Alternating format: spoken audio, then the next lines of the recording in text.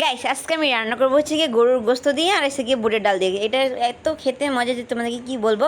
চলো কীভাবে রান্না করি তো তোমাদের দেখাই চলো। তো প্রথমে নিয়ে এখানে কড়াই নিয়েছি এখানে গরুর গোস্ত।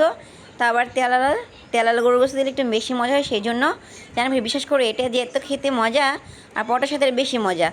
তো আমি এখন সব মশলাগুলো এক এক করে দিয়ে দিব, দিয়ে সুন্দর করে মাখিয়ে আমি চুলায় বসিয়ে দিব কষানোর জন্য। কষানো হয়ে গেলে আমি ডালগুলো দিয়ে দেবো। তো আমার মশলা দেওয়া শেষে আমি এখন মাখিয়ে বসিয়ে দেবো।